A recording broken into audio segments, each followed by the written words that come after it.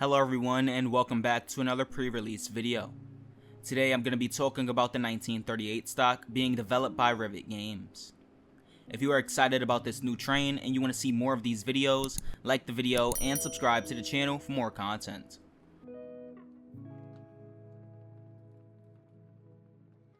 The 1938 stock was a series of rolling stock formerly used on the London Underground. It ran in the system from 1938 to 1988 before being retired and then reinstated into use on the Island Line as the Class 483, which had extensive modifications done to it to run on a national rail system. These trains ran on multiple different lines, including the Northern, Piccadilly, and the Bakerloo line, the one it will be appearing on in-game. It also ran on the East London line, now a part of the London Overground, and some trailer cars of these trains were coupled with 1960 stock trains and ran on some sections of the Central line. Now, as I mentioned before, some of the trains were modified and transferred to the Island line. These trains were given the British Tops designation of the Class 483, the same trains that can be found in the Isle of Wight DLC, also created by Rivet Games. Some of the modifications that were made to the units include a new livery, the addition of passenger door open buttons, a new headlight configuration, and the relocation of the windshield wiper. Those are the differences you can see between the units in game. Rivet has also created a video on YouTube detailing the differences, and I'll leave a link to that down in the description below.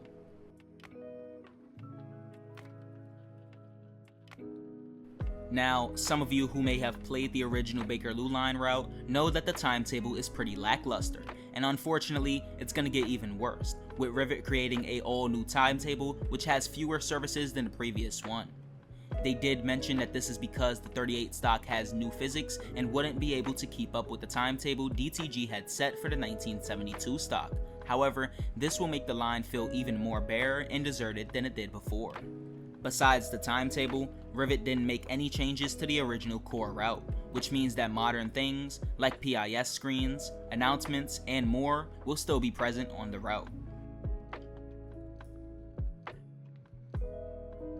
On the preview stream, Matt from Rivet Games mentioned that Rivet did not make any major sound changes between the Class 483 and the 1938 stock, so expect to hear similar traction motor sounds, track noise, and other things.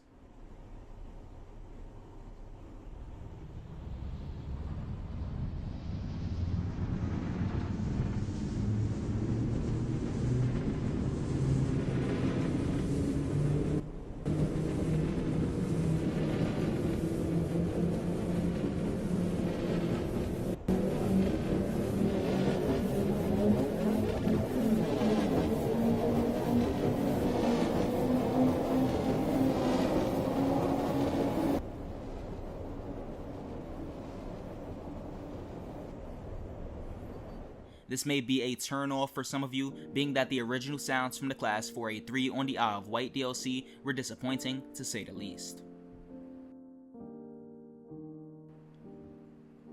Moving on to the achievements and trophies for the DLC, they first appeared in the Steam database at the end of June, however they were removed.